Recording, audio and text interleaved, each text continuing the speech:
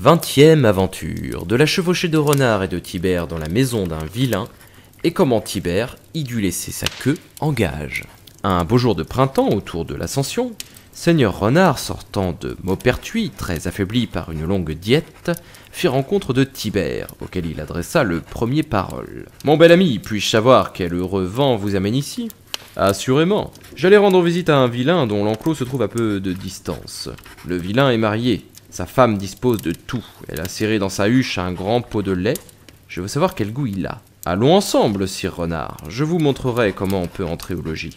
Mais j'y mets une condition. C'est que vous engagerez votre foi de me tenir bonne et loyale compagnie et de me venir qu'après moi. Il y a là force Chapon et Geline, je n'y prétends rien. Soit, répondit Renard, je prends l'engagement de te suivre et de rien prétendre avant toi, de ce qui pourra nous convenir à tous deux. Il presse alors le pas. Arrivé devant la haie, il se trouve en présence d'un pieu rompu, qui déjà plus d'une fois avait livré passage à Tibère. Bientôt ils furent dans l'enclos, Renard flairait déjà le gelinier, et se dirigeait de ce côté. Mais Tibère l'arrêtant, on ne réussit que par adresse et prudence. Le vilain dort, l'attaque du gelinier peut le réveiller, et dès lors il faudrait faire retraite. Allons à la huche, nous l'ouvrirons sans danger, les chapons viendront ensuite. Ce raisonnement ne persuadait pas Renard. Écoute-moi donc, reprend Tibère. Si tu vas d'abord aux poules, les chiens pourront te sentir, te donner la chasse et te mordre. J'en aurai du chagrin, car cela nuirait à mes intérêts. Faisons mieux, allons d'abord au lait. Il en restera pour toi, je t'assure. J'ai promis de te suivre, répond Renard, que le lait tente bien un peu. Allons à la huche. Tibère montre le chemin, entre dans la maison et, désignant le grand coffre à son compagnon, soulève le couvercle, ami Renard, afin que j'y puisse entrer le premier. Tu sais nos conventions. Renard fait ce qu'on lui dit.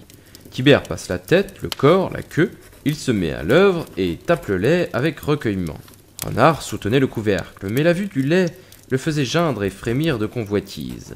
La langue lui brûlait en voyant Tibère humer avec tant de plaisir. « Ah, Tibère, tu te trouves bien là, il me semble. Tu as tout ce que ton cœur voulait. Maintenant, sois bon compagnon. Remonte, car par Saint-Denis, je suis fatigué de soulever ce pesant couvercle et je n'aurai pas la force de continuer. Remonte, mon cher Tibère, mon bon Tibère. » L'autre, préoccupé de son lait, ne perdait pas de temps à répondre.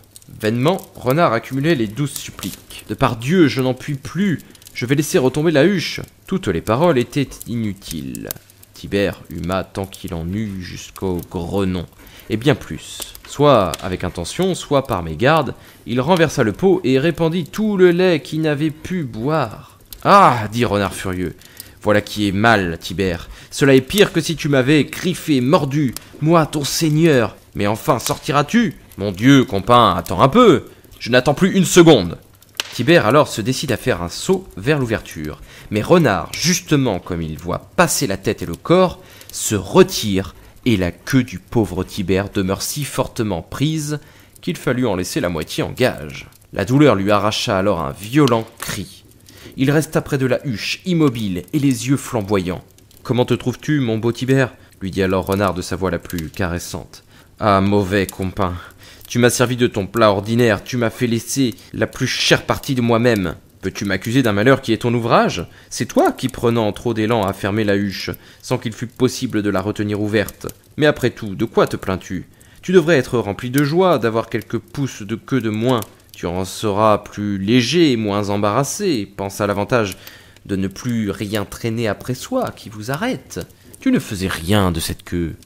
Ma foi, je voudrais bien que pareille chose m'arrivât. Seigneur Renard, dit le pauvre Tibère, vous savez gaber mieux que personne. Mais laissons cela et dès ce moment, renonçons à la société que nous avions faite. Aussi bien sans ma queue, ne puis-je tenter de grandes entreprises. Je crois ouïr du bruit près de nous. Les chiens apparemment sont éveillés. Laissez là les gelines. Et dans tous les cas, je vous quitte. Nous ne sommes pas faits pour aller longtemps de compagnie. Eh bien, soit, dit Renard, j'en conviens, nous n'avons rien à gagner l'un avec l'autre. Je te rends ta foi, et je ne te devrai pas de souder. Adieu, nous pourrons nous revoir ailleurs. Oui, dit Tibère en le quittant, nous nous reverrons, mais à la cour du roi.